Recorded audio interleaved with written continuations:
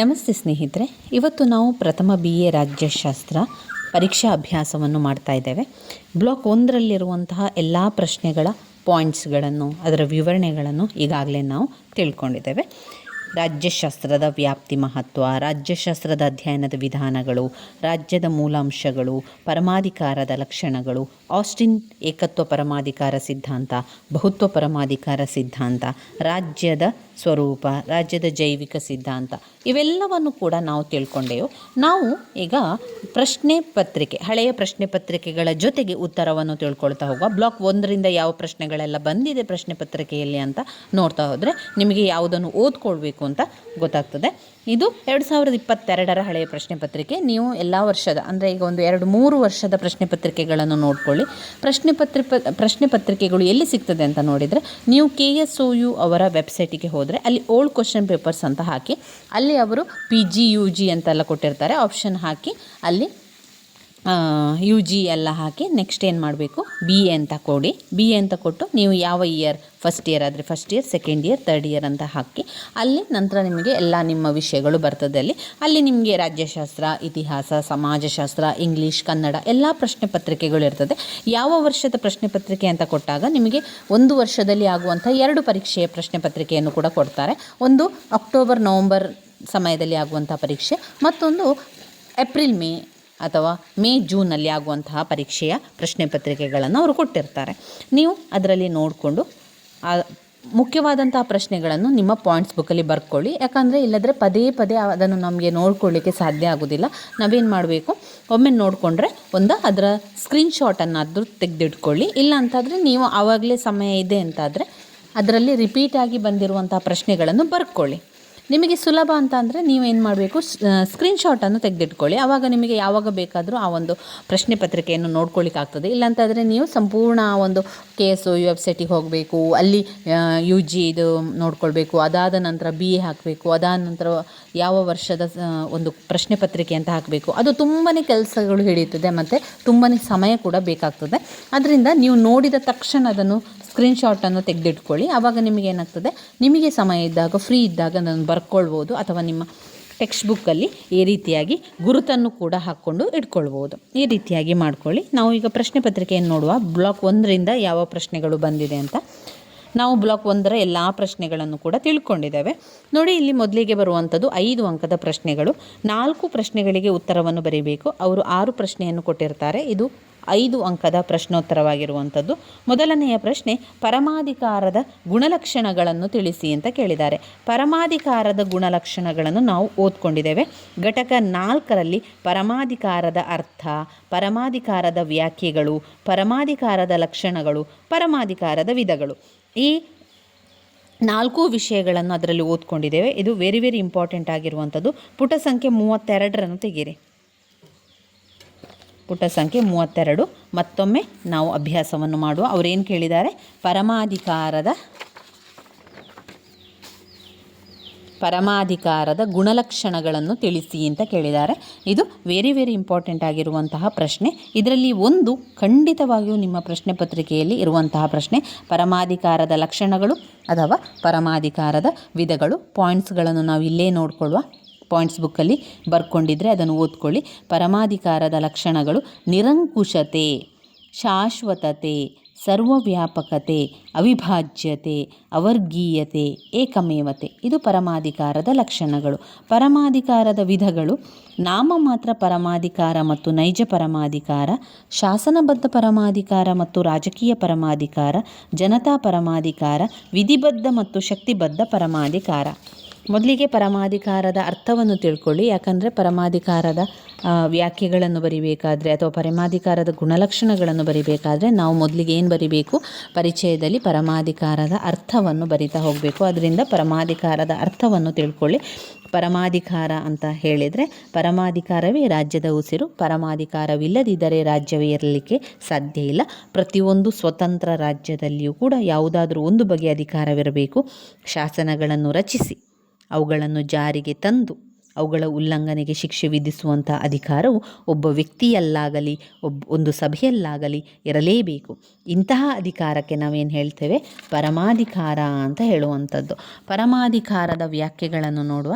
ಪರಮಾಧಿಕಾರ ಬೋರ್ಡಿನವರ ಪ್ರಕಾರ ಕಾನೂನಿನ ನಿರ್ಬಂಧಗಳಿಲ್ಲದ ಪೌರರ ಮತ್ತು ಪ್ರಜೆಗಳ ಮೇಲೆ ರಾಜ್ಯವು ಹೊಂದಿರುವ ಸರ್ವೋಚ್ಚ ಅಧಿಕಾರವೇ ಪರಮಾಧಿಕಾರ. ವಿಲ್ಲೋಬಿಯವರ ಪ್ರಕಾರ ಪರಮಾಧಿಕಾರ ರಾಜ್ಯದ ಸರ್ವೋಚ್ಚ ಇಚ್ಛೆಯಾಗಿರುವಂಥದ್ದು. ಪರಮಾಧಿಕಾರದ ಲಕ್ಷಣಗಳು ನಿರಂಕುಶತೆ, ಅಂದರೆ ರಾಜ್ಯದ ಒಳಗಾಗಲಿ ರಾಜ್ಯದ ಹೊರಗಾಗಲಿ ಪರಮಾಧಿಕಾರಕ್ಕಿಂತ ಮಿಗಿಲಾದ ಶಾಸನಾಧಿಕಾರವಿಲ್ಲ ಅಂತ ಹೇಳ್ತಾ ಇದ್ದಾರೆ. ಪರಮಾಧಿಕಾರ ಎನ್ನುವಂಥದ್ದು ನಿರಂಕುಶವಾದುದು ಮತ್ತು ಅದು ಅಮಿತವಾದುದು. ಆಂತರಿಕವಾಗಿ ರಾಜ್ಯದ ಸಮಸ್ತ ವ್ಯಕ್ತಿಗಳ ಹಾಗೂ ಸಂಘ ಸಂಸ್ಥೆಗಳ ಮೇಲೆ ತನ್ನ ಸರ್ವೋಚ್ಚ ಅಧಿಕಾರ ಬಳಸ್ತದೆ. ಸರ್ವವ್ಯಾಪಕತೆ, ಪರಮಾಧಿಕಾರ ಎನ್ನುವಂಥದ್ದು ಎಲ್ಲ ಕಡೆಗೆ ಹೋಗುವಂಥದ್ದು, ಎಲ್ಲ ಕಡೆ ಇರುವಂಥದ್ದು, ಅದು ಸರ್ವವ್ಯಾಪಕವಾಗಿರ್ತದೆ. ಯಾಕಂದರೆ ಅದರ ಅಧಿಕಾರ ಸಾರ್ವತ್ರಿಕವಾಗಿ ಅನ್ವಯ ಆಗ್ತದೆ. ಅಂದರೆ ರಾಜ್ಯದ ಪರಮಾಧಿಕಾರವು ರಾಜ್ಯವು ಭೌಗೋಳಿಕ ಮಿತಿಯಲ್ಲಿರುವ ಪ್ರತಿಯೊಬ್ಬ ವ್ಯಕ್ತಿಗೂ ಪ್ರತಿಯೊಂದು ಸಂಘ ಸಂಸ್ಥೆಗಳಿಗೂ ಕೂಡ ಅನ್ವಯವಾಗುವಂಥದ್ದು. ಶಾಶ್ವತತೆ, ಶಾಶ್ವತವಾಗಿರ್ತದೆ. ಪರಮಾಧಿಕಾರ ಎನ್ನುವಂಥದ್ದು ಯಾವಾಗಲೂ ಶಾಶ್ವತವಾಗಿರುವಂಥದ್ದು. ರಾಜ್ಯವು ಅಸ್ತಿತ್ವದಲ್ಲಿರುವ ತನಕ ಪರಮಾಧಿಕಾರ ಇರ್ತದೆ. ಅಂದರೆ ರಾಜ್ಯವು ತನ್ನ ಸ್ವತಂತ್ರವನ್ನು ಕಾಯ್ದುಕೊಂಡಿರುವವರೆಗೂ ಪರಮಾಧಿಕಾರವು ಅಸ್ತಿತ್ವದಲ್ಲಿರ್ತದೆ. ರಾಜ್ಯದಲ್ಲಿ ಸರಕಾರ ಬದಲಾವಣೆಯಾದರೂ ಪರಮಾಧಿಕಾರ ಸದಾ ಮುಂದುವರಿಯುತ್ತದೆ. 4, ಅವಿಭಾಜ್ಯತೆ. ಅವಿಭಾಜ್ಯತೆಯು ವಿಭಾಜಿಸಲು ಸಾಧ್ಯವಿಲ್ಲ. ರಾಜ್ಯದ ಪರಮಾಧಿಕಾರವು ಅವಿಭಾಜ್ಯವಾದುದು. ಯಾವುದೇ ರೀತಿಯಲ್ಲಾಗಲಿ ಅದನ್ನು ವಿಭಾಗಿಸಲು ಸಾಧ್ಯವಿಲ್ಲ. ಪರಮಾಧಿಕಾರವು ಅವಿಚ್ಛಿನ್ನವಾದುದು, ಅಖಂಡವಾದುದು. ಗೆಟೆಲ್ ಅವರ ಪ್ರಕಾರ ಅವಿಭಾಜ್ಯ ಪರಮಾಧಿಕಾರವಿಲ್ಲದ ಯಾವ ರಾಜ್ಯವು ಅಸ್ತಿತ್ವದಲ್ಲಿರಲಿಕ್ಕೆ ಸಾಧ್ಯ ಇಲ್ಲ. 5ನೇ ಪಾಯಿಂಟ್ನಲ್ಲಿ ಅವರ್ಗೀಯತೆ. ರಾಜ್ಯದ ಪರಮಾಧಿಕಾರವು ಪರಭಾರೆ ಮಾಡಲಾಗದಂಥ ವಿಶಿಷ್ಟವಾದ ಗುಣ. ರಾಜ್ಯದ ಪರಮಾಧಿಕಾರವನ್ನು ಬೇರ್ಪಡಿಸಲಿಕ್ಕೆ ಸಾಧ್ಯ ಇಲ್ಲ. ಯಾವ ರೀತಿಯ ವ್ಯಕ್ತಿಯು ಜೀವಾತ್ಮನನ್ನು ತೊರೆದು ಜೀವಂತವಾಗಿರಲು ಸಾಧ್ಯವಿಲ್ಲವೋ ಅದೇ ರೀತಿಯಲ್ಲಿ ಪರಮಾಧಿಕಾರವನ್ನು ಪರಭಾದೆ ಮಾಡಿ ರಾಜ್ಯವು ಅಸ್ತಿತ್ವದಲ್ಲಿಕ್ಕೆ ಸಾಧ್ಯವಿಲ್ಲ. 6ನೇ ಪಾಯಿಂಟ್ ಏಕಮೇವತೆ. ಪರಮಾಧಿಕಾರವು ರಾಜ್ಯಕ್ಕೆ ಮಾತ್ರ ಮೀಸಲು. ಬೇಕಾದ ವ್ಯಕ್ತಿಯಾಗಲಿ ಸಂಘ ಸಂಸ್ಥೆಯಾಗಲಿ ಅದನ್ನು ಹೊಂದಿರಲಾರದು. ಪರಮಾಧಿಕಾರವನ್ನು ಹೊಂದಿರುವ ಏಕೈಕ ಸಂಸ್ಥೆ ಅಂತ ಹೇಳಿದರೆ ಅದು ರಾಜ್ಯ. ಪರಮಾಧಿಕಾರದ ವಿಧಗಳ ಪಾಯಿಂಟ್ಸ್ಗಳನ್ನು ಕೂಡ ನೋಡ್ಕೊಳ್ಳಿ. ನಾಮಮಾತ್ರ ಪರಮಾಧಿಕಾರ, ನೈಜ ಪರಮಾಧಿಕಾರ, ಶಾಸನಬದ್ಧ ಪರಮಾಧಿಕಾರ ಮತ್ತು ರಾಜಕೀಯ ಪರಮಾಧಿಕಾರ, ಜನತಾ ಪರಮಾಧಿಕಾರ, ವಿಧಿಬದ್ಧ ಮತ್ತು ಶಕ್ತಿಬದ್ಧ ಪರಮಾಧಿಕಾರ. ಇನ್ನು ಬರುವಂತಹ ಪ್ರಶ್ನೆ ನೋಡಿ, ಕಾನೂನಿನ ಮಹತ್ವವನ್ನು ಕೇಳಿದ್ದಾರೆ. ನಾವು ಬ್ಲಾಕ್ 1ರಲ್ಲಿ ಕಾನೂನಿನ ಬಗ್ಗೆ ತಿಳ್ಕೊಳ್ಳಿಲ್ಲ. ಬ್ಲಾಕ್ 1ರಲ್ಲಿ ಇಲ್ಲ ಅದು. ಅದರಿಂದ ನಾವು ನೆಕ್ಸ್ಟ್ ಅದನ್ನು ನೋಡ್ಕೊಳ್ಳುವ. ಈಗ ಕೇವಲ ಬ್ಲಾಕ್ 1ರಲ್ಲಿ ಬಂದಿರುವಂತಹ ಪ್ರಶ್ನೆಯನ್ನು ಮಾತ್ರ ತಿಳ್ಕೊಳ್ತಾ ಹೋಗುವ. ಕಾನೂನಿನ ಮಹತ್ವವನ್ನು ತಿಳಿಸಿ, ಪ್ರಜಾಪ್ರಭುತ್ವದ ಸ್ವರೂಪವನ್ನು ತಿಳಿಸಿ. ಪ್ರಜಾಪ್ರಭುತ್ವದ ಸ್ವರೂಪ ಕೂಡ ಬ್ಲಾಕ್ 1ರಲ್ಲಿಲ್ಲ. ಇಲ್ಲಿರುವಂಥದ್ದು ರಾಜ್ಯಶಾಸ್ತ್ರದ ವ್ಯಾಪ್ತಿ, ಮಹತ್ವ, ರಾಜ್ಯಶಾಸ್ತ್ರ ಅಧ್ಯಯನದ ವಿಧಾನ, ರಾಜ್ಯದ ಮೂಲಾಂಶ, ಪರಮಾಧಿಕಾರ, ಅಷ್ಟಿನ್ನವರ ಪರಮಾಧಿಕಾರ, ಆಮೇಲೆ ಜೈವಿಕ ಸಿದ್ಧಾಂತ. ಇವಿಷ್ಟು ಪ್ರಶ್ನೆಗಳು ಬ್ಲಾಕ್ 1ರಲ್ಲಿರುವಂಥದ್ದು. ಇನ್ನು ಬಂದಿರುವಂತಹ ಪ್ರಶ್ನೆ ಜೈವಿಕ ಸಿದ್ಧಾಂತದ ಬಗ್ಗೆ ಟಿಪ್ಪಣಿ ಬರೆಯಿರಿ ಅಂತ ಕೇಳಿದ್ದಾರೆ. ಇದು ನಮ್ಮ ಬ್ಲಾಕ್ 1ರಲ್ಲಿದೆ ನೋಡಿ. ಜೈವಿಕ ಸಿದ್ಧಾಂತದ ಬಗ್ಗೆ ತಿಳಿಸಿ ಅಂತ. ಎಲ್ಲಿದೆ ಅದು? ಪುಟ ಸಂಖ್ಯೆ 56 ತೆಗೆಯಿರಿ. 56ರಲ್ಲಿ ಜೈವಿಕ ಸಿದ್ಧಾಂತ ಇದೆ. ಅವರೇನು ಹೇಳಿದ್ದಾರೆ? ಜೈವಿಕ ಸಿದ್ಧಾಂತದ ಬಗ್ಗೆ ಟಿಪ್ಪಣಿ ಬರೆಯಿರಿ ಅಂತ ಕೇಳಿದ್ದಾರೆ. ಏನು ಕೂಡ ಬರಿಬೋದು. ಜೈವಿಕ ಸಿದ್ಧಾಂತದ ಬಗ್ಗೆ ನಿಮಗೆ ಏನೆಲ್ಲ ವಿಚಾರಗಳು ಗೊತ್ತಿದೆ ಅದನ್ನೆಲ್ಲವನ್ನು ಬರಿತಾ ಹೋಗಿ. ಯಾವ ರೀತಿ ಬರಿಬೇಕು? ಪಾಯಿಂಟ್ಸನ್ನು ಹಾಕ್ಕೊಂಡು ಬರಿಬೇಕು. ಆವಾಗ ಏನಾಗ್ತದೆ, ನಮಗೆ 1.5 ಪುಟದಷ್ಟು ಬರೀಲಿಕ್ಕೆ ತುಂಬಾ ಸುಲಭ ಆಗ್ತದೆ. ಹಾಗೆ ನಮ್ಮ ಪಾಯಿಂಟ್ಸ್ಗಳಿರೋದ್ರಿಂದ ನಮಗೆ ಒಳ್ಳೆಯ ಅಂಕಗಳು ಕೂಡ ಸಿಗ್ತದೆ. ನೀವು 5 ಅಂಕಕ್ಕೆ ಅಂತಾದರೆ 5 ಪಾಯಿಂಟ್ಸಿಂದ ಹೆಚ್ಚಿನ ಪಾಯಿಂಟ್ಸ್ಗಳನ್ನು ನಾವು ಬರೀಬೇಕು. ಇದು 15 ಅಂಕಕ್ಕೂ ಕೂಡ ಕೇಳುವಂಥ ಒಂದು ಪ್ರಶ್ನೆ ಜೈವಿಕ ಸಿದ್ಧಾಂತ. ಅದರಿಂದ ಅಲ್ಲಿ ನಾವು ಸಾಧಾರಣ ಒಂದು 15 ಪಾಯಿಂಟ್ಸನ್ನು ಮಾಡ್ಕೊಳ್ಳಿಕ್ಕಾಗ್ತದೆ. ಚಿಕ್ಕ ಚಿಕ್ಕ ಪಾಯಿಂಟ್ಸನ್ನು ಮಾಡ್ಕೊಳ್ಳಿ. ಇದು ನೋಡಿ, ಪೋಷಣ ವ್ಯವಸ್ಥೆ 1 ಪಾಯಿಂಟ್, ವಿತರಣಾ ವ್ಯವಸ್ಥೆ 2 ಪಾಯಿಂಟ್, ನಿಯಂತ್ರಣ ವ್ಯವಸ್ಥೆ 3 ಪಾಯಿಂಟ್, ಬೆಳವಣಿಗೆ ಮತ್ತು ಶಿಥಿಲತೆಯ ನಿಯಮಕ್ಕೆ ಒಳಪಡುತ್ತದೆ 4 ಪಾಯಿಂಟ್, ಸ್ವರೂಪದಲ್ಲಿ ಸರಳತೆಯಿಂದ ಸಂಕೀರ್ಣ. ಇದೆಲ್ಲ ಸಣ್ಣ ಸಣ್ಣ ಪಾಯಿಂಟ್ಸನ್ನು ಮಾಡಿ ಅದರಲ್ಲಿ ಒಂದು ಸಾಧಾರಣ 10-15 ಪಾಯಿಂಟ್ಸ್ ಆಗುವ ತನಕ ನೀವು ಬರಿತಾ ಹೋಗಬೇಕು. 5 ಅಂಕಕ್ಕೆ ಕೇಳಿದಾಗ ನೀವು ಒಂದು ಸಾಧಾರಣವಾಗಿ 7-8 ಪಾಯಿಂಟ್ಸ್ಗಳನ್ನಾದರೂ ಬರೀರಿ. ಮತ್ತೊಮ್ಮೆ ನಾನು ಈ ಜೈವಿಕ ಸಿದ್ಧಾಂತದ ಬಗ್ಗೆ ಹೇಳ್ತಾ ಹೋಗ್ತೇನೆ, ಸರಿಯಾಗಿ ತಿಳ್ಕೊಳ್ಳಿ. ರಾಜ್ಯದ ಜೈವಿಕ ಸಿದ್ಧಾಂತವು ರಾಜ್ಯ ಮತ್ತು ವ್ಯಕ್ತಿಯ ನಡುವಣ ಸಂಬಂಧವನ್ನು ತಿಳಿಸುತ್ತದೆ. ಏನಂತ ತಿಳಿಸುತ್ತದೆ ಅದು? ರಾಜ್ಯ ಮತ್ತು ವ್ಯಕ್ತಿಯ ನಡುವಿನ ಸಂಬಂಧವನ್ನು ತಿಳಿಸುತ್ತದೆ. ರಾಜ್ಯವು ಸ್ವರೂಪದಲ್ಲಿ ಒಂದು ಸಜೀವ ಪ್ರಾಣಿ.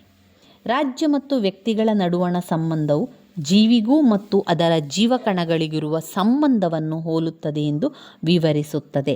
ಅಂದರೆ ಇಲ್ಲಿ ರಾಜ್ಯ ಎನ್ನುವಂಥದ್ದು ಜೀವ ಇರುವಂಥದ್ದಲ್ಲ, ಅದು ಸಜೀವ ಪ್ರಾಣಿ. ರಾಜ್ಯ ಮತ್ತು ವ್ಯಕ್ತಿಗಳ ನಡುವಿನ ಸಂಬಂಧವನ್ನು ಅವ್ರು ಏನು ಹೇಳ್ತಾ ಇದ್ದಾರೆ? ಜೀವಿ ಮತ್ತು ಅದರ ಜೀವಕಣಗಳಿಗಿರುವ ಸಂಬಂಧವನ್ನು ಅವರು ಹೇಳ್ತಾ ಇದ್ದಾರೆ. ಯಾರು ಇದನ್ನು ಪ್ರತಿಪಾದಿಸಿದವರು? ಇಂಗ್ಲೆಂಡಿನ ಹರ್ಬರ್ಟ್ ಸ್ಪೆನ್ಸರ್ ಜೈವಿಕ ಸಿದ್ಧಾಂತದ ಪ್ರತಿಪಾದಕರು. ಅದನ್ನು ಕೂಡ ನಿಮ್ಮ ಪಾಯಿಂಟ್ಸಲ್ಲಿ ಹಾಕ್ಕೊಳ್ಬೇಕು. ಜೈವಿಕ ಸಿದ್ಧಾಂತಕ್ಕೆ ವೈಜ್ಞಾನಿಕ ಸ್ವರೂಪವನ್ನು ಕೊಟ್ಟಂತಹ ಕೀರ್ತಿ ಹರ್ಬರ್ಟ್ ಸ್ಪೆನ್ಸರ್ ಅವರಿಗೆ ಸಲ್ಲುತ್ತದೆ. ಹರ್ಬರ್ಟ್ ಸ್ಪೆನ್ಸರ್ ಅವರು ರಾಜ್ಯ ಮತ್ತು ವ್ಯಕ್ತಿಗಳ ನಡುವೆ ಮಾಡಿರುವ ಹೋಲಿಕೆಗಳನ್ನು ಕೆಲವೊಂದು ತಿಳಿಸ್ತಾ ಹೋಗ್ತಾರೆ. ಒಂದು, ಜೀವಿಯು ಅನೇಕ ಜೀವಕೋಶಗಳಿಂದ ರಚನೆಯಾಗಿರುವಂತೆ ರಾಜ್ಯವು ವ್ಯಕ್ತಿಗಳಿಂದ ರಚನೆಯಾಗಿದೆ. ಇದು ಜೈವಿಕ ಸಿದ್ಧಾಂತ ಮತ್ತು ರಾಜ್ಯ ಎರಡೂ ಕೂಡ ಸಣ್ಣದಾಗಿ ಆರಂಭ ಆಗ್ತದೆ, ನಂತರದ ದಿನಗಳಲ್ಲಿ ದೊಡ್ಡದಾಗಿ ಬೆಳೆಯುತ್ತದೆ. 3, ಬೆಳೆದಂತೆ ಅವುಗಳ ಸ್ವರೂಪದಲ್ಲಿ ಪ್ರಾರಂಭಿಕ ಸರಳತೆಯಾಗಿ ಬದಲಾವಣೆ ಆಗ್ತದೆ. ಸ್ವರೂಪದಲ್ಲಿ ಏನಾಗ್ತದೆ? ಸರಳತೆಯಿಂದ ಸಂಕೀರ್ಣತೆಯ ಕಡೆಗೆ ಅದು ಬದಲಾವಣೆ ಆಗ್ತಾನೆ ಹೋಗ್ತದೆ. ಇವೆರಡರ ಬೆಳವಣಿಗೆ ಮತ್ತು ಶಿಥಿಲತೆಯ ನಿಯಮಕ್ಕೆ ಒಳಪಡ್ತದೆ. ಯಾವುದು? ರಾಜ್ಯ ಮತ್ತು ಜೈವಿಕ ಸಿದ್ಧಾಂತ ಎರಡೂ ಕೂಡ ಬೆಳವಣಿಗೆ ಮತ್ತು ಶಿಥಿಲತೆಯ ನಿಯಮಕ್ಕೆ ಒಳಪಡ್ತದೆ. ಜೈವಿಕ ಸಿದ್ಧಾಂತ ಪೋಷಣಾ ವ್ಯವಸ್ಥೆ ಹೊಂದಿದೆ, ವಿತರಣಾ ವ್ಯವಸ್ಥೆ ಹೊಂದಿದೆ, ನಿಯಂತ್ರಣಾ ವ್ಯವಸ್ಥೆಯನ್ನು ಕೂಡ ಹೊಂದಿದೆ. ಇವಿಷ್ಟು ವಿಚಾರಗಳು. ಜೈವಿಕ ಸಿದ್ಧಾಂತ ಮತ್ತು ರಾಜ್ಯದ ನಡುವಿನ ವ್ಯತ್ಯಾಸ ಬಂದರೂ ಕೂಡ ಈ ಉತ್ತರವನ್ನು ಬರೀಬೇಕು. ಹಾಗೆ ಜೈವಿಕ ಸಿದ್ಧಾಂತ ಕೇಳಿದಾಗೆ ಎಲ್ಲ ಪಾಯಿಂಟ್ಸ್ಗಳನ್ನು ಬರಿತಾ ಹೋದರೆ ಆಯಿತು.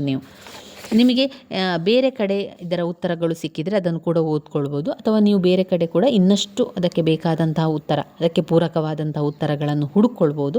ನಾನು ಅಲ್ಲಿ ಓದ್ಕೊಂಡಿರುವಂಥದ್ದು ಅಷ್ಟೇ, ಅದರಿಂದ ನಾನು ನಿಮಗೆ ಅದನ್ನು ತಿಳಿಸ್ತಾ ಇರುವಂಥದ್ದು. ಇನ್ನಷ್ಟು ವಿಚಾರ ಬೇಕು, ಅದು ನಿಮಗೆ ಅರ್ಥ ಆಗಲಿಲ್ಲ ಅಂತಾದರೆ, ಅಥವಾ ಇನ್ನೂ ಸುಲಭದ ರೀತಿಯಲ್ಲಿ ಬೇಕು ಅಂತಾದರೆ ನೀವು ಗೂಗಲಲ್ಲಿ ಸರ್ಚ್ ಮಾಡಿ, ಇಂಟರ್ನೆಟ್ಟಲ್ಲಿ ನೋಡಿಕೊಂಡು ಅದನ್ನು ತಿಳ್ಕೊಳ್ಬೋದು. ಇನ್ನು ಬಂದಿರುವಂಥ 5ನೇ ಪ್ರಶ್ನೆ, ಕಲ್ಯಾಣ ರಾಜ್ಯವು ಕೂಡ ಬ್ಲಾಕ್ 1ರಲ್ಲಿಲ್ಲ, ಅದು ಮುಂದಿನ ಒಂದು ಬ್ಲಾಕ್ನಲ್ಲಿರುವಂಥ ಪ್ರಶ್ನೆ. ಸ್ವಾತಂತ್ರ್ಯ ವಿಧಗಳು ಕೂಡ ಬ್ಲಾಕ್ 1ರಲ್ಲಿ ಇಲ್ಲದ ಪ್ರಶ್ನೆ. ನೆಕ್ಸ್ಟ್ ಬರುವಂತಹ 10 ಅಂಕದ ಪ್ರಶ್ನೆಗಳನ್ನು ನೋಡುವ. 10 ಅಂಕದ ಪ್ರಶ್ನೆಯಲ್ಲಿ ರಾಜ್ಯಶಾಸ್ತ್ರದ ಅಧ್ಯಯನದ ತೌಲನಿಕ ವಿಧಾನವನ್ನು ಕೇಳಿದ್ದಾರೆ. ಈ ಒಂದು ಪ್ರಶ್ನೆ ಬ್ಲಾಕ್ 1ರಲ್ಲಿದೆ. ಎಲ್ಲಿದೆ? ರಾಜ್ಯಶಾಸ್ತ್ರದ ಅಧ್ಯಯನದ ವಿಧಾನಗಳು ಅಂತ ಕೇಳಿದರೆ ಆ 4 ವಿಧಾನಗಳನ್ನು ವಿವರಿಸಬೇಕು.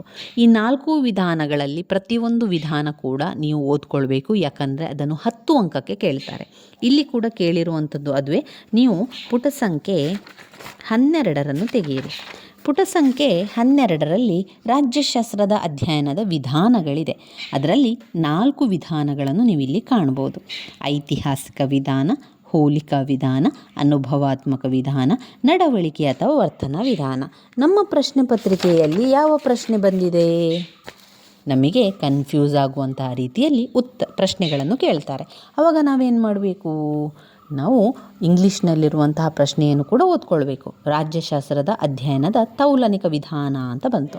ಆಗ ನನಗೆ ಕನ್ಫ್ಯೂಸ್ ಆಯಿತು, ನಾನು ಈ ತೌಲನಿಕ ವಿಧಾನವನ್ನು ಓದ್ಕೊಳ್ಳಿಲ್ವಲ್ಲ, ಇದು ಟೆಕ್ಸ್ಟ್ ಬುಕ್ಕಲ್ಲಿ ಎಲ್ಲಿದೆ ಎನ್ನುವಂತಹ ಯೋಚನೆ 10 ನಿಮಿಷದಲ್ಲಿ ಯೋಚನೆ ಮಾಡ್ತಾ ಕೂತ್ಕೊಳ್ಬೇಕು.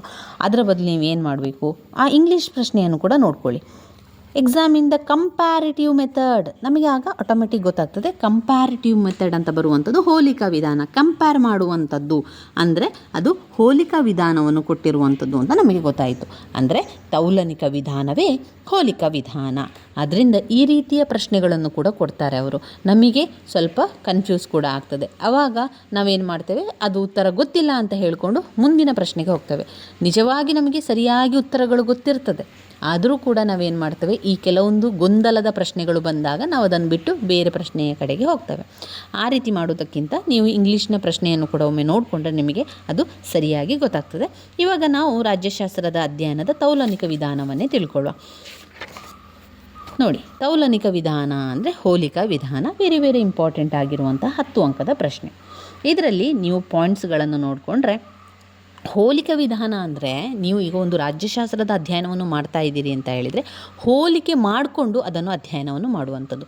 ಒಂದು ಇರುವ ರೀತಿಯಲ್ಲಿ ಇನ್ನೊಂದನ್ನು ಹೋಲಿಕೆ ಮಾಡಿಕೊಂಡು ಅಥವಾ ಗತಕಾಲದಲ್ಲಿ ಇತಿಹಾಸದಲ್ಲಿ ಮಾಡಿರುವಂತಹ ಅಧ್ಯಯನವನ್ನು ಹೋಲಿಕೆ ಮಾಡ್ತಾ ಅದನ್ನು ಅಧ್ಯಯನವನ್ನು ಮಾಡುವಂಥದ್ದು. ಆ ರೀತಿ ಮಾಡಿದರೆ ಈ ರೀತಿ ಆಗ್ತದೆ, ಅದು ಆ ರೀತಿ ಆಯಿತು, ಆಡಳಿತವನ್ನು ಆ ರೀತಿ ಮಾಡಿದ್ರಿಂದ ಅದು ಒಳ್ಳೆಯ ಲಾಭ ಉಂಟಾಯಿತು, ಆಡಳಿತದಲ್ಲಿ ತೊಂದರೆ ಉಂಟಾಯಿತು, ಸಮಸ್ಯೆ ಉಂಟಾಯಿತು, ಅದರಿಂದ ಇಲ್ಲಿ ನಾವು ಆ ರೀತಿಯ ಸಮಸ್ಯೆಯನ್ನು ಮಾಡಬಾರ್ದು ಎನ್ನುವಂಥ ಹೋಲಿಕೆಯನ್ನು ಮಾಡಿಕೊಂಡು ಅಧ್ಯಯನವನ್ನು ಮಾಡುವಂಥದ್ದು.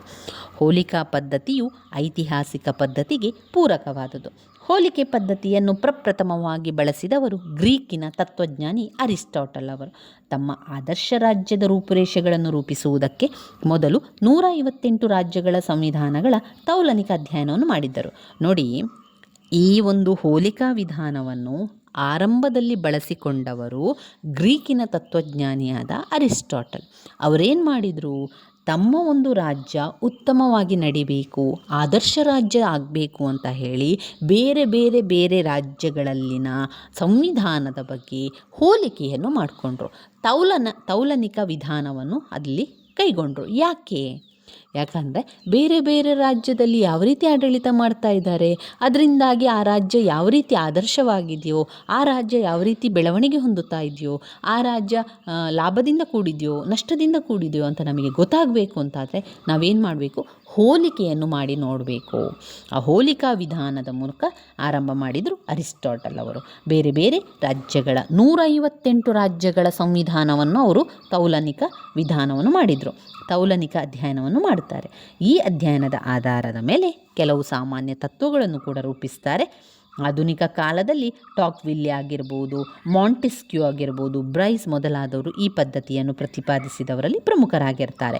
ನಂತರ ಉಳಿದವರು ಕೂಡ ಅದನ್ನು ಉಪಯೋಗಿಸ್ತಾ ಬಂದರು. ಅವರು ಕೂಡ ಹೋಲಿಕಾ ವಿಧಾನವನ್ನು ಮಾಡ್ತಾ ಅಧ್ಯಯನವನ್ನು ಮಾಡಲಿಕ್ಕೆ ಆರಂಭ ಮಾಡ್ತಾರೆ.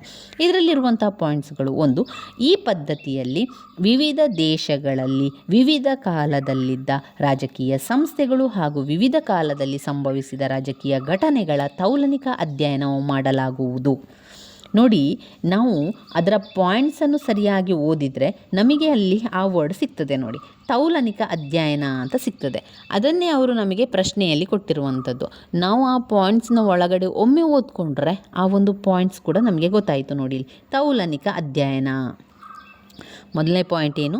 ಈ ಪದ್ಧತಿಯಲ್ಲಿ ವಿವಿಧ ದೇಶಗಳಲ್ಲಿ ವಿವಿಧ ಕಾಲದಲ್ಲಿದ್ದ ರಾಜಕೀಯ ಸಂಸ್ಥೆಗಳು ಹಾಗೂ ವಿವಿಧ ಕಾಲದಲ್ಲಿ ಸಂಭವಿಸಿದ ರಾಜಕೀಯ ಘಟನೆಗಳ ತೌಲನಿಕ ಅಧ್ಯಯನ ಮಾಡಲಾಗುತ್ತದೆ. ಎರಡನೇ ಪಾಯಿಂಟ್, ಹೋಲಿಕಾ ಪದ್ಧತಿಯು ಹೆಚ್ಚು ಕ್ಲಿಷ್ಟಕರವಾದದ್ದು. ಅದು ತುಂಬ ಕಷ್ಟಕರವಾದದ್ದು. ಯಾಕಂದರೆ ಬೇರೆ ಬೇರೆ ಕಡೆಗೆ ಹೋಗಬೇಕು, ಬೇರೆ ದೇಶದ ಸಂವಿಧಾನದ ಬಗ್ಗೆ ತಿಳ್ಕೊಳ್ಬೇಕು, ಅಲ್ಲಿಯ ದೇಶದ ಆಡಳಿತದ ಬಗ್ಗೆ ತಿಳ್ಕೊಳ್ಬೇಕು ಅಂತಾದರೆ ಅದು ಸುಲಭದ ಕೆಲಸ ಅಲ್ಲ. ಅದು ತುಂಬ ಕ್ಲಿಷ್ಟಕರವಾದದ್ದು, ಕಷ್ಟಕರವಾದಂತಹ ಕೆಲಸ ಆಗಿದೆ.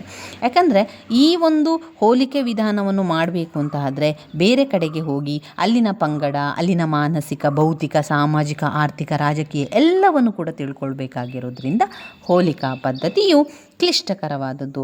ಮೂರನೇ ಪಾಯಿಂಟ್, ನೈತಿಕ ಮಟ್ಟದಲ್ಲಿನ ಭಿನ್ನತೆಯನ್ನು ಗಮನದಲ್ಲಿಟ್ಟುಕೊಳ್ಬೇಕು. ಅದರ ಜೊತೆಗೆ ನಾವು ಈ ಒಂದು ತೌಲನಿಕ ಅಧ್ಯಯನವನ್ನು ಮಾಡ್ತಾ ಇದ್ದೇವೆ ಅಂತ ಹೇಳಿದರೆ ನೈತಿಕ ಮಟ್ಟದಲ್ಲಿರುವ ಭಿನ್ನತೆಯನ್ನು ಕೂಡ ನಾವು ಗಮನದಲ್ಲಿಟ್ಕೊಂಡು ಅಧ್ಯಯನವನ್ನು ಮಾಡಬೇಕಾಗ್ತದೆ. ನಾಲ್ಕನೇ ಪಾಯಿಂಟ್, ಒಂದು ಕಾಲಕ್ಕೆ ಸರಿ ಎನ್ನಿಸಿದ್ದು ಬೇರೆ ಕಾಲಕ್ಕೆ ಸರಿ ಹೋಗದೇ ಇರ್ಬೋದು. ಈಗ ಒಂದು ಸಮಯದಲ್ಲಿ ಇದು ಸರಿ, ಈ ರೀತಿ ಮಾಡಿದರೂ ನಾವು ಒಳ್ಳೆಯದು, ಈ ರೀತಿ ಹೋಲಿಕೆಯನ್ನು ಮಾಡಿ ನಾವು ಆಡಳಿತವನ್ನು ಮಾಡಿದರೆ ಒಳ್ಳೆಯದು ಅಂತ ಒಂದು ಸಮಯದಲ್ಲಿ ನಮಗೆ ಅನ್ನಿಸ್ತದೆ. ಮತ್ತೊಂದು ಸಮಯದಲ್ಲಿ ಏನನ್ನಿಸ್ತದೆ? ಸುಮ್ಮನೆ ಆ ರೀತಿ ಹೋಲಿಕೆ ಮಾಡಿದ್ದು, ಆ ರೀತಿಯನ್ನು ಮಾಡಿ ನಮ್ಮ ಒಂದು ಆಡಳಿತ ಹಾಳಾಯಿತು ಅಥವಾ ನಮ್ಮ ಒಂದು ಕೆಲಸ ನಷ್ಟದಲ್ಲಿ ಉಂಟಾಯಿತು, ಅದನ್ನು ನಾನು ಮಾಡಬಾರದಿತ್ತು ಎನ್ನುವಂಥದ್ದು. ಇದು ಆ ಕಾಲದಲ್ಲಿ ಉಂಟಾಗುವಂಥದ್ದು. ಅಂದರೆ ಒಂದು ಕಾಲಕ್ಕೆ ಸರಿ ಅಂತ ಅನ್ನಿಸ್ತದೆ, ಮತ್ತೊಂದು ಕಾಲಕ್ಕೆ ತಪ್ಪು ಅಂತ ಅನ್ನಿಸುವಂಥದ್ದು. ಐದನೇ ಪಾಯಿಂಟ್, ಹೋಲಿಕಾ ಪದ್ಧತಿಯಲ್ಲಿರೋ ದೋಷಗಳನ್ನು ಹೋಗಲಾಡಿಸಿ ಅದು ಪ್ರಯೋಜನಕಾರಿಯಾಗಿ ಮಾಡಬೇಕಾದರೆ ಅದರ ಜೊತೆಗೆ ಐತಿಹಾಸಿಕ ಅಥವಾ ಅವಲೋಕನ ಪದ್ಧತಿಯನ್ನು ಸೇರಿಸಿ ಬಳಸಬೇಕು. ಕೊನೆಯದಾದ ಪಾಯಿಂಟಲ್ಲಿ ಅವರು ಹೇಳ್ತಾ ಇದ್ದಾರೆ, ಈ ಒಂದು ಹೋಲಿಕಾ ಪದ್ಧತಿ ಉತ್ತಮವಾಗಿ ನಡಿಬೇಕು ಅಥವಾ ದೋಷರಹಿತವಾಗಿ ಹೋಗಬೇಕು ಅಂತಾದರೆ ಇದಕ್ಕೆ ನಾವು ಯಾವುದನ್ನು ಜೊತೆ ಸೇರಿಸಬೇಕು, ಯಾವುದರ ಸಹಾಯವನ್ನು ಪಡಿಬೇಕು? ಐತಿಹಾಸಿಕ ಪದ್ಧತಿಯನ್ನು ಬಳಸಬೇಕು ಅಥವಾ ಅವಲೋಕನ ಪದ್ಧತಿಯನ್ನು ಸೇರಿಸಿ ಬಳಸಬೇಕು. ಆವಾಗ ಅದು ಒಳ್ಳೆಯ ಒಂದು ದೋಷವನ್ನು ಹೋಗಲಾಡಿಸಿ ಪ್ರಯೋಜನಕಾರಿ ಆಗ್ಬೋದು ಅಂತ ಅವರು ಹೇಳ್ತಾ ಇರುವಂಥದ್ದು. ಇವಿಷ್ಟು ಪಾಯಿಂಟ್ಸ್ಗಳು ನಮ್ಮ ಹೋಲಿಕಾ ವಿಧಾನ ಅಥವಾ ತೌಲನಿಕ ವಿಧಾನದಲ್ಲಿ ಬರುವಂಥದ್ದು. ಮತ್ತೊಮ್ಮೆ ಪಾಯಿಂಟ್ಸನ್ನು ಹೇಳ್ತಾ ಹೋಗ್ತೇನೆ. ಈ ಪದ್ಧತಿಯಲ್ಲಿ ವಿವಿಧ ದೇಶಗಳಲ್ಲಿ ವಿವಿಧ ಕಾಲದಲ್ಲಿದ್ದ ರಾಜಕೀಯ ಸಂಸ್ಥೆಗಳು ಹಾಗೂ ವಿವಿಧ ಕಾಲದಲ್ಲಿ ಸಂಭವಿಸಿದ ರಾಜಕೀಯ ಘಟನೆಗಳ ತೌಲನಿಕ ಅಧ್ಯಯನ ಮಾಡಲಾಗುವುದು. 2 ಹೋಲಿಕಾ ಪದ್ಧತಿಯು ಹೆಚ್ಚು ಕ್ಲಿಷ್ಟಕರವಾದುದು. ಪಾಯಿಂಟ್ 3 ನೈತಿಕ ಮಟ್ಟದಲ್ಲಿನ ಭಿನ್ನತೆಯನ್ನು ಗಮನದಲ್ಲಿಟ್ಟುಕೊಳ್ಳಬೇಕು. 4 ಒಂದು ಕಾಲಕ್ಕೆ ಸರಿ ಎನಿಸಿದ್ದು ಬೇರೆ ಕಾಲಕ್ಕೆ ಸರಿ ಹೋಗದೇ ಇರಬಹುದು. 5 ಹೋಲಿಕಾ ಪದ್ಧತಿಯಲ್ಲಿರುವ ದೋಷಗಳನ್ನು ಹೋಗಲಾಡಿಸಿ ಅದು ಪ್ರಯೋಜನಕಾರಿಯಾಗುವಂತೆ ಮಾಡಬೇಕಾದರೆ ಅದರ ಜೊತೆಗೆ ಐತಿಹಾಸಿಕ ಇಲ್ಲವೇ ಅವಲೋಕನ ಪದ್ಧತಿಯನ್ನು ಸೇರಿಸಿ ಬಳಸಬೇಕು. ಇವಿಷ್ಟು ತೌಲನಿಕ ವಿಧಾನಕ್ಕೆ ಬರೀಬೇಕು ನೀವು. ಮುಂದೆ ಬರುವಂತಹ 10 ಅಂಕದ ಪ್ರಶ್ನೆ ಆಸ್ಟಿನ್ ಅವರ ಪರಮಾಧಿಕಾರ ಸಿದ್ಧಾಂತ. ಇದು ಕೂಡ ನಮ್ಮ ಬ್ಲಾಕ್ 1ರಲ್ಲಿರುವಂತಹ ಪ್ರಶ್ನೆ. ಆಸ್ಟಿನ್ ಅವರ ಪರಮಾಧಿಕಾರ ಸಿದ್ಧಾಂತ, ಆಸ್ಟಿನ್ ಅವರ ಏಕತ್ವ ಪರಮಾಧಿಕಾರ ಸಿದ್ಧಾಂತ ಆಗಿರುವಂಥದ್ದು. ಇನ್ನು ಇದರಲ್ಲಿ ಕರ್ತವ್ಯ ಕೂಡ ಬ್ಲಾಕ್ 1ರಲ್ಲಿಲ್ಲ, ಪ್ರಜಾಸತ್ತಾತ್ಮಕ ಸಮಾಜವಾದ ಕೂಡ ಬ್ಲಾಕ್ 1ರಲ್ಲಿಲ್ಲ, ಉಪಯುಕ್ತತಾವಾದ ಕೂಡ ನಮ್ಮ ಬ್ಲಾಕ್ 1ರಲ್ಲಿಲ್ಲ. ಅದು ಮುಂದೆ ಬರುವಂಥ ಬ್ಲಾಕಲ್ಲಿ ಓದ್ಕೊಳ್ಳುವ. ಇವಾಗ ಆಸ್ಟಿನ್ ಅವರ ಪರಮಾಧಿಕಾರ ಸಿದ್ಧಾಂತ ಪುಟ ಸಂಖ್ಯೆ ಎಲ್ಲಿದೆ? 44ರನ್ನು ತೆಗೆಯಿರಿ. ಪುಟ ಸಂಖ್ಯೆ 44ರಲ್ಲಿ ಆಸ್ಟಿನ್ ಅವರ ಪರಮಾಧಿಕಾರ ಸಿದ್ಧಾಂತ ಇದೆ. ಆಸ್ಟಿನ್ ಅವರ ಪರಮಾಧಿಕಾರ ಸಿದ್ಧಾಂತವನ್ನು ಏಕತ್ವ ಪರಮಾಧಿಕಾರ ಸಿದ್ಧಾಂತ ಅಂತ ಕರಿತೇವೆ ಅಲ್ವಾ. ಆಸ್ಟಿನ್ ಅವರ ಪರಮಾಧಿಕಾರ ಸಿದ್ಧಾಂತವನ್ನು ಏಕತ್ವವಾದ ಸಿದ್ಧಾಂತವೆಂದು ಕರೀತಾರೆ, ಪರಮಾಧಿಕಾರದ ನ್ಯಾಯಬದ್ಧ ಸಿದ್ಧಾಂತ ಅಂತ ಕರೀತಾರೆ, ಮತ್ತೊಂದು ಸಾಂಪ್ರದಾಯಿಕ ಸಿದ್ಧಾಂತ ಅಂತ ಕರೆಯುವ ವಾಡಿಕೆ ಇದೆ. 3 ಹೆಸರಲ್ಲಿ ಕರೀತಾರೆ. ಯಾವುದನ್ನು? ಆಸ್ಟಿನ್ ಅವರ ಪರಮಾಧಿಕಾರ ಸಿದ್ಧಾಂತ. ಆದ್ದರಿಂದ ಪ್ರಶ್ನೆ ಪತ್ರಿಕೆಯಲ್ಲಿ ಯಾವುದೇ ರೀತಿಯಲ್ಲಿ ಪ್ರಶ್ನೆಯನ್ನು ಕೇಳಬಹುದು. ನೀವು ಕನ್ಫ್ಯೂಸ್ ಆಗಬಾರ್ದು, ಗೊಂದಲ ಆಗಬಾರ್ದು, ನಿಮಗೆ ಅದು ಗೊತ್ತಿರಬೇಕು. ಆಸ್ಟಿನ್ ಅವರ ಪರಮಾಧಿಕಾರ ಸಿದ್ಧಾಂತವನ್ನು 3 ಹೆಸರಿನಿಂದ ಕರೀತಾರೆ. 1 ಆಸ್ಟಿನ್ ಅವರ ಪರಮಾಧಿಕಾರ ಸಿದ್ಧಾಂತ, 2 ಏಕತ್ವ ಪರಮಾಧಿಕಾರ ಸಿದ್ಧಾಂತ, 3 ಪರಮಾಧಿಕಾರದ ನ್ಯಾಯ ಸಿದ್ಧಾಂತ, ಸಾಂಪ್ರದಾಯಿಕ ಸಿದ್ಧಾಂತ ಅಂತಲೂ ಕರೀತಾರೆ. ಈ 3 ಸಿದ್ಧಾಂತ ಬಂದರೆ ಇದೇ ಉತ್ತರವನ್ನು ಬರಿತಾ ಹೋದ್ರಾಯಿತು. ಆಸ್ಟಿನ್ ಅವರ ಏಕತ್ವ ಪರಮಾಧಿಕಾರ ಸಿದ್ಧಾಂತ ಅಂದರೆ ಒಬ್ಬ ನಿರ್ದಿಷ್ಟ ಶ್ರೇಷ್ಠ ವ್ಯಕ್ತಿಯು ಅದೇ ರೀತಿಯ ಮತ್ತೊಬ್ಬ ಶ್ರೇಷ್ಠ ವ್ಯಕ್ತಿಗೆ ವಿಧೇಯನಾಗಿರದೆ ಒಂದು ಗೊತ್ತಾದ ಸಮಾಜದ ಬಹುಸಂಖ್ಯಾತರಿಂದ ಸಾಂಪ್ರದಾಯಿಕ ವಿಧೇಯತೆಯನ್ನು ಪಡೆದರೆ ಆ ಶ್ರೇಷ್ಠ ವ್ಯಕ್ತಿಯೇ ಆ ಸಮಾಜದ ಪರಮಾಧಿಕಾರಿ ಮತ್ತು ಆ ಶ್ರೇಷ್ಠ ವ್ಯಕ್ತಿಯನ್ನೊಳಗೊಂಡ ಸಮಾಜವು ಒಂದು ರಾಜಕೀಯ ಮತ್ತು ಸ್ವತಂತ್ರ ಸಮಾಜ. ಆಸ್ಟಿನ್ ಅವರ ಸಿದ್ಧಾಂತದಲ್ಲಿ ಬರುವಂತಹ ವಿವರಣೆಗಳು: ಒಬ್ಬ ನಿರ್ದಿಷ್ಟ ವ್ಯಕ್ತಿ ಅಥವಾ ವ್ಯಕ್ತಿಗಣ ಇರಬೇಕು. 2 ಪರಮಾಧಿಕಾರವಿಲ್ಲದೆ ರಾಜ್ಯವನ್ನು ಕಟ್ಟುವುದು ಸಾಧ್ಯವಿಲ್ಲ. 3 ರಾಜ್ಯವು ಪಡೆದಿರುವ ಪರಮಾಧಿಕಾರ ನಿರ್ದಿಷ್ಟವಾಗಿರಬೇಕು, ಖಚಿತವಾಗಿರಬೇಕು. 4 ರಾಜ್ಯದಲ್ಲಿ ಆತನ ಸರಿಸಮಾನ ಬೇರೊಬ್ಬ ವ್ಯಕ್ತಿ ಇರಬಾರದು. 5 ನಿರಂತರವಾಗಿರಬೇಕು, ತಾತ್ಕಾಲಿಕವಾಗಿರಬಾರದು. 6 ಪರಮಾಧಿಕಾರವನ್ನು ಪಡೆದಿರುವ ಶ್ರೇಷ್ಠ ವ್ಯಕ್ತಿಯ ನೀಡುವ ಆಜ್ಞೆಗಳೇ ಕಾನೂನು. 7 ಪರಮಾಧಿಕಾರಕ್ಕೆ ಯಾವುದೇ ವಿಧವಾದ ಶಾಸನೀಯ ಮಿತಿಗಳಿಲ್ಲ. ಇನ್ನು ಆಸ್ಟಿನ್ ಅವರ ಪರಮಾಧಿಕಾರದ ಉತ್ತಮ ಅಂಶಗಳನ್ನು ಕೂಡ ಪಾಯಿಂಟ್ಸ್ ರೀತಿಯಲ್ಲಿ ಹಾಕ್ಕೊಳ್ಳಿ. 7 ಪಾಯಿಂಟ್ಸ್ಗಳಿದೆ ಅಲ್ಲಿ. 1 ಅಸ್ಪಷ್ಟತೆ ಇಲ್ಲ. ಯಾಕೆ ಆಸ್ಟಿನ್ ಅವರ ಏಕತ್ವ ಪರಮಾಧಿಕಾರ ಸಿದ್ಧಾಂತ ತುಂಬ ಉತ್ತಮವಾಗಿದೆ? ಯಾಕೆ? ಯಾವ ವಿಚಾರದಿಂದ ಅದು ಉತ್ತಮವಾಗಿದೆ?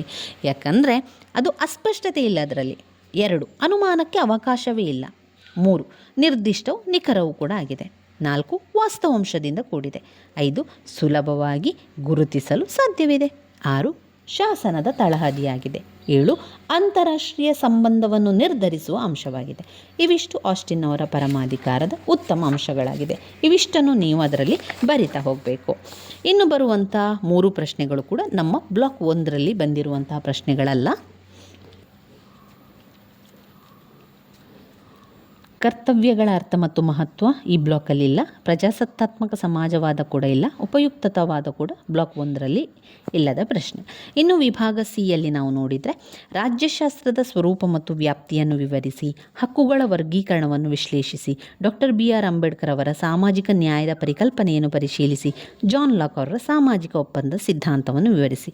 ಇಲ್ಲಿ 15 ಅಂಕಕ್ಕೆ 4 ಪ್ರಶ್ನೆಗಳನ್ನು ಕೊಟ್ಟಿದ್ದಾರೆ. ಅವರೇನು ಮಾಡಿದ್ದಾರೆ? 4 ಪ್ರಶ್ನೆಗಳನ್ನು 4 ಬ್ಲಾಕಿನಿಂದ ಒಂದೊಂದನ್ನು ಆಯ್ಕೆ ಮಾಡಿ ಕೊಟ್ಟಿದ್ದಾರೆ.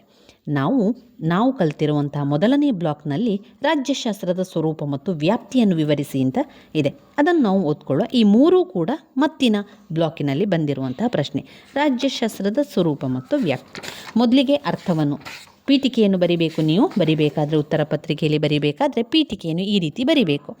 ರಾಜ್ಯಶಾಸ್ತ್ರವು ಒಂದು ಸಮಾಜ ವಿಜ್ಞಾನ. ಇದೇ ರೀತಿ ಅಂತಲ್ಲ, ನಿಮಗೆ ಬೇಕಾದ ರೀತಿಯಲ್ಲಿ ಬರಿಬಹುದು. ಆದರೆ ನಾನು ಉದಾಹರಣೆಯನ್ನು ಹೇಳ್ತಾ ಇರುವಂಥದ್ದು, ರಾಜ್ಯಶಾಸ್ತ್ರವು ಒಂದು ಸಮಾಜ ವಿಜ್ಞಾನ. ಅದು ರಾಜ್ಯ ಮತ್ತು ಸರ್ಕಾರವನ್ನು ಕುರಿತು ಅಭ್ಯಸಿಸುತ್ತದೆ. ಇಂದು ಮಾನವನ ಜೀವನದ ಯಾವ ಅಂಶವು ರಾಜ್ಯದ ಹಸ್ತಕ್ಷೇಪದಿಂದ ಮುಕ್ತವಾಗಿಲ್ಲದಿರುವುದರಿಂದ ರಾಜಕಾರಣದ ಪ್ರಾಮುಖ್ಯತೆ ಹೆಚ್ಚು ಸ್ಪಷ್ಟವಾಗಿದೆ. ರಾಜ್ಯಶಾಸ್ತ್ರದ ಅರ್ಥ. ರಾಜ್ಯಶಾಸ್ತ್ರ ಎನ್ನುವಂಥದ್ದು ರಾಜ್ಯಕ್ಕೆ ಸಂಬಂಧಪಟ್ಟಂಥದ್ದು, ರಾಜಕೀಯಕ್ಕೆ ಸಂಬಂಧಪಟ್ಟಂಥದ್ದು. ನಮ್ಮ ಸಂಪೂರ್ಣವಾದ ಆಡಳಿತದ ಬಗ್ಗೆ, ಸರ್ಕಾರದ ಬಗ್ಗೆ ನಾವು ತಿಳ್ಕೊಳ್ಳುವಂಥದ್ದೇ ರಾಜಕೀಯವಾಗಿರುವಂಥದ್ದು. ಆ ರೀತಿಯಾಗಿ ನೀವು ಬರ್ಕೊಳ್ಳಿ. ಅದಾದ ನಂತರ ವ್ಯಾಖ್ಯೆಗಳನ್ನು ಬರೆಯಿರಿ. ರಾಜ್ಯಶಾಸ್ತ್ರದ ವ್ಯಾಖ್ಯೆಗಳು ನಿಮಗೆ ಸುಲಭ ಅಂತ ಅನಿಸಿರುವಂತಹ ವ್ಯಾಖ್ಯೆಗಳನ್ನು ಆಯ್ಕೆ ಮಾಡಿಕೊಂಡು ಓದ್ಕೊಳ್ಳಿ ಸ್ನೇಹಿತರೆ. ಗಾರ್ನರ್ ಅವರ ಪ್ರಕಾರ ರಾಜ್ಯಶಾಸ್ತ್ರದ ಅಧ್ಯಯನವು ರಾಜ್ಯದೊಂದಿಗೆ ಆರಂಭಗೊಂಡು ರಾಜ್ಯದೊಂದಿಗೆ ಕೊನೆಗೊಳ್ಳುತ್ತದೆ. ಜರ್ಮನ್ ವಿದ್ವಾಂಸರಾದ ಬ್ಲನ್ಶ್ರೀ ಅವರ ಪ್ರಕಾರ ರಾಜ್ಯದ ಭಾವ, ಅದರ ವಿವಿಧ ರೂಪಗಳು ಮತ್ತು ಅದರ ವಿಕಾಸವನ್ನು ವಿವರಿಸುವ ಶಾಸ್ತ್ರವಾಗಿದೆ. ಗ್ಯಾರಿಸ್ ಅವರ ಪ್ರಕಾರ ರಾಜ್ಯಶಾಸ್ತ್ರವು ರಾಜ್ಯದ ಉಗಮ, ಬೆಳವಣಿಗೆ, ಉದ್ದೇಶ ಮತ್ತು ರಾಜ್ಯದ ರಾಜಕೀಯ ಸಮಸ್ಯೆಗಳ ಅಧ್ಯಯನ ಮಾಡ್ತದೆ. ಲೇಖಕ್ ಅವರ ಪ್ರಕಾರ ಸರಕಾರದ ಕಾರ್ಯಗಳನ್ನು ಕುರಿತು ಅಧ್ಯಯನ ಮಾಡುವ ಶಾಸ್ತ್ರವೇ ರಾಜ್ಯಶಾಸ್ತ್ರ. ಇನ್ನು ರಾಜ್ಯಶಾಸ್ತ್ರದ ಸ್ವರೂಪ ಅಂತ ಹೇಳಿದಾಗ, ರಾಜ್ಯಶಾಸ್ತ್ರದ ಸ್ವರೂಪ ಮಹತ್ವಗಳನ್ನೇ ನಾವು ಬರೆಯುವಂಥದ್ದು. ಇಲ್ಲಿ ಮಹತ್ವ ಅಂತ ಬಂದಾಗ ನಾವು ಈ ಪಾಯಿಂಟ್ಸ್ಗಳನ್ನೆಲ್ಲ ತಗೊಳ್ಳಿ. ರಾಜ್ಯಶಾಸ್ತ್ರದ ಅಧ್ಯಯನದ ಮಹತ್ವ, ಸ್ವರೂಪ ಎಲ್ಲ ಕೂಡ ಒಂದೇ ಆಗಿರ್ತದೆ.